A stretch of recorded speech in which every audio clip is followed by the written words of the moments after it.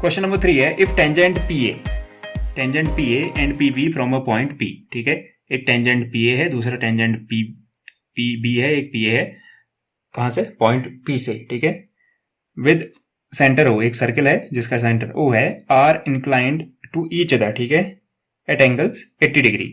ये tangent P B और P A के बीच में कितने डिग्री का एंगल बनता है, कह रहा है वो 80 डिग्री का एंगल बनता है। एक दूसरे पे जो इंक्लिनेशन है उनका वहां पे 80 डिग्री फॉर्म होता है। तो साथ ही साथ हमसे क्या पूछा है, then angle P O B ढूंढो। पी ओ ए, बी नहीं ए, पी ओ ए ढूंढो। ये वाला एंगल फाइंड आउट करने के लिए कह रहा है। ठीक है, अगर सिचुएशन ऐसी है तो ये दो वैल्यू गिवन है हमको। तो इतना तो हमको पता है, जो ये ओ बी है और ओ ए है ये क्या है, रेडियस है। और रेडियस और टेंजेंट के बीच में हमेशा 90 डिग्री का एंगल होता है, क्योंकि ये दोनों क्या होती हैं, एक दूसरे पे परपेंडिकुलर होती हैं। तो पहले इस इंफॉर्मेशन का इस्तेमाल करते हैं, उसी से कोई रिजल्ट आ सकता है हमारा।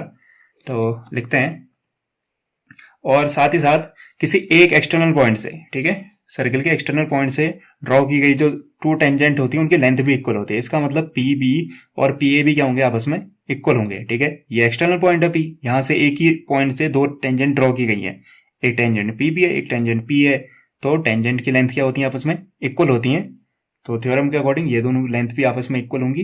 और दूसरी थ्योरम के अकॉर्डिंग ये दोनों एंगल कितने डिग्री के होंगे, 90 डिग्री के, क्योंकि रेडियस और टेंजेंट के बीच में एंगल कितना होता है, 90 डिग्री।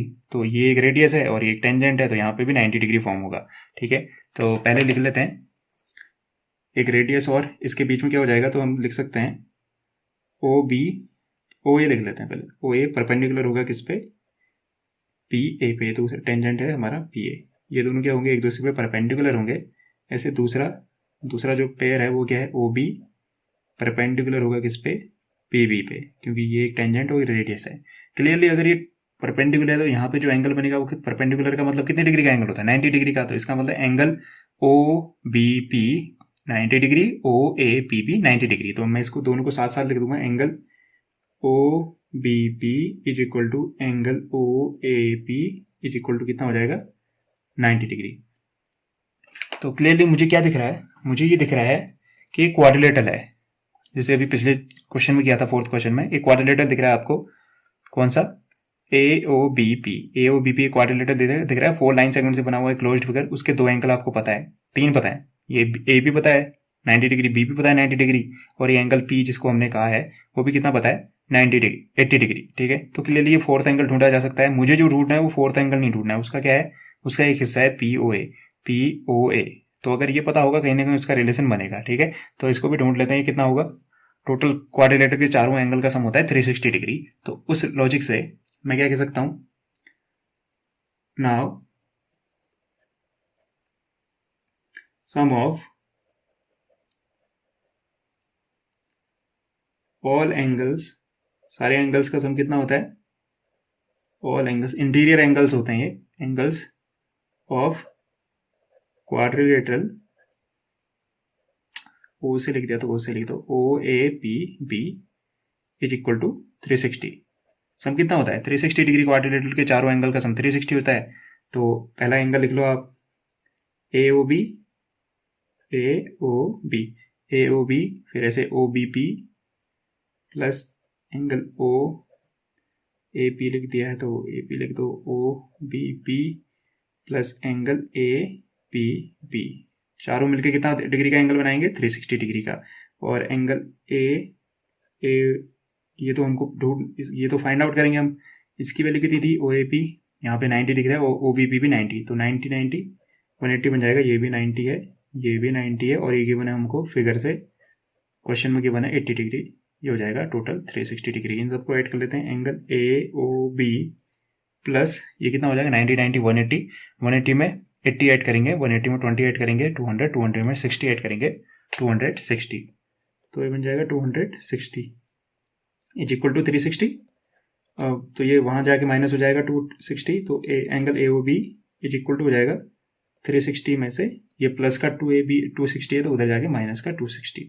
तो clearly angle A O B is equal to हो जाएगा कितना, 100। ये आ गया 100। ठीक है, अब कंसिडर करते हैं हम किसको, जो दो ट्रायंगल मैंने बना रखे हैं। ठीक है, इन दोनों ट्रायंगल को अगर मैं कॉन्ग्रेंट कर दूं, क्योंकि ये एंगल क्या है, ये एंगल दोनों का हिस्सा है, ये पूरा एंगल है यहां से लेके यहां तक, ठीक है। अगर मैं इन दोनों ट्रायंगल को कॉन्ग्रेंट कर देता हूं, इन दोनों ट्रायंगल को, तो होगा क्या, ये जो एंगल है ना, ये दोनों क्या हो जाएंगे, आपस में इक्वल हो जाएंगे। जो हाफ इधर आ रहा हाफ इधर आता है, ये दोनों इक्वल हो जाएंगे। तो टोटल तो 100 है। अगर टोटल 100 है, दोनों हाफ हाफ हैं, इक्वल हैं, इसका मतलब ये कितना होगा, ये भी 50 और ये भी 50, ठीक है। अगर मैंने इन दोनों को इक्वल कर दिया, अभी तक इक्वल नहीं है, कहीं इन्फॉर्मेशन गिवन नहीं है कि ये दोनों इक्वल हैं, तो इन दोनों को इक्वल करने के लिए सारी मेहनत हम क्या करेंगे, इन दोनों ट्रायंगल को कॉन्ग्रेंट करेंगे। दोनों ट्रायंगल अगर कॉन्ग्रेंट हो जाएंगे तो उनके करस्पॉन्डिंग एंगल भी क्या होते हैं, आपस में इक्वल होते हैं। जैसे ये वाला एंगल इसके इक्वल दिख रहा है, ये भी दोनों हाफ हाफ हो जाएंगे, ठीक है। तो हम क्या करने वाले हैं, ब्लू और ये ऑरेंज वाले को, दोनों को कॉन्ग्रेट करते हैं, दोनों ट्रायंगल को। तो कॉन्ग्रेट करने के लिए हमको 3 पार्ट ढूंढने की जरूरत पड़ेगी, ठीक है।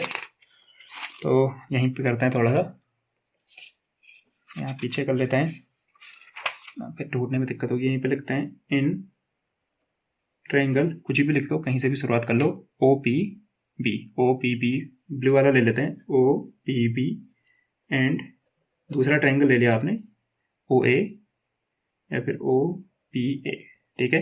इन दोनों में पहली चीज तो मैंने आपको एक्सप्लेन कर दी थी, ये जो पी बी होगा और ये पी ए होगा, ये दोनों आपस में इक्वल होगा। क्यों, क्योंकि एक्सटर्नल पॉइंट से ड्रॉ किए गए दोनों टेंजेंट क्या होते हैं सर्किल पे, इक्वल लेंथ के होते हैं। तो उस लॉजिक से मैं इसको लिख सकता हूं, पी बी पहले लिखा है तो पी बी लिखो, P B is equal to P A. मैंने इन दोनों को इक्वल क्यों लिखा, since tangent from a point, किसी एक पॉइंट से टेंजेंट की लेंथ क्या होती है, आर ऑलवेज इक्वल, ठीक है। इस वजह से ये दोनों की लेंथ क्या हो गई, आपस में इक्वल हो गई। पहला पॉइंट तो यह है। दूसरा क्या ढूंढा जा सकता है, ओ ए और ओ बी दोनों इक्वल होंगे। क्यों, क्योंकि दोनों क्या है, रेडियस हैं।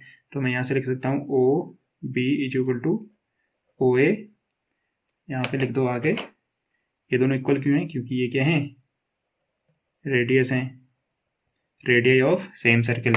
ऐसे थर्ड चीज ढूंढनी है। थर्ड चीज क्या हो सकती है, थर्ड चीज हो सकती है, ये देखो बीच वाली लाइन ओ पी दोनों ट्रायंगल के लिए आ रही है ना, ओ पी बी का हो गए, ओ पी ए का हो गए, दोनों ओ पी कॉमन है, तो हम लिख सकते हैं यहाँ पे O P is equal to O P. Logic क्या है, ये दोनों इक्वल क्यों है, क्योंकि ये क्या है, कॉमन है। तो क्लियरली अगर ये कॉमन है तो दोनों ट्रायंगल क्या हो जाएंगे, कॉन्ग्रेंट हो जाएंगे। तो फाइनली मैं लिख सकता हूँ triangle O P B is congruent to triangle O P A. लेकिन मैंने ये लिखा कैसे, मैंने इसको लिखा बाई साइड है, साइड है, साइड है, तीनों साइड है, by S S S congruency criteria. इस क्राइटेरिया की वजह से मैंने इन दोनों ट्रायंगल को क्या कर दिया, कॉन्ग्रेंट कर दिया, ठीक है। अब अगर ट्रायंगल कॉन्ग्रेंट है तो इनके करस्पॉन्डिंग पार्ट भी क्या होने चाहिए, आपस में इक्वल होने चाहिए।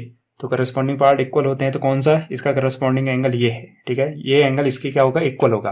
तो मैं इसको लिख सकता हूं angle P O B equal to angle P O A, ठीक है। ये दोनों एंगल आपस में इक्वल होंगे, समझ में आ रहा है, क्योंकि ये एंगल और ये एंगल क्या हो गया, आपस में इक्वल हो गए, क्योंकि दोनों ट्रायंगल कॉन्ग्रेंट है।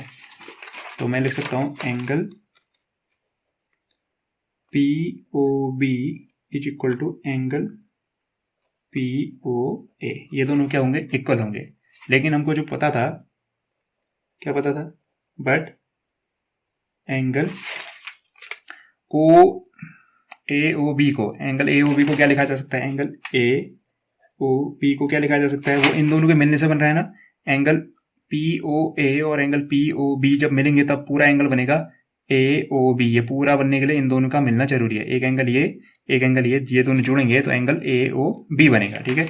तो मैं इसको लिख सकता हूं angle P O B plus angle P O A जब मिलेंगे तो क्या बनेगा, एंगल ए ओ बी, ठीक है। एंगल ए ओ बी की वैल्यू अभी हमने फाइंड आउट की थी, कितनी थी, 100।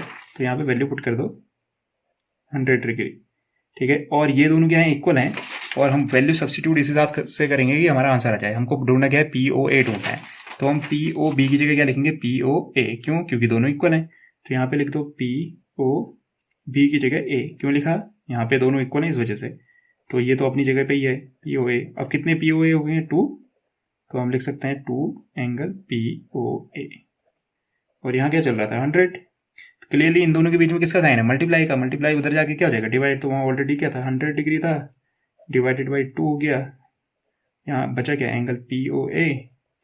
इसको सॉल्व करोगे कितना आएगा, 100 का हाफ 50 डिग्री। तो एंगल POA, तो ऐसे लिख सकते हैं POA इज इक्वल टू कितना डिग्री, 50 डिग्री। और इसी हिसाब से हमारा आंसर जो सही होता है वो एंगल 50 जो है ऑप्शन ए में है। ठीक है, तो option A is the right answer. उम्मीद करता हूँ आपको ये एक्सप्लेनेशन पसंद आया होगा और समझ भी आया होगा। Thank you and have a nice day.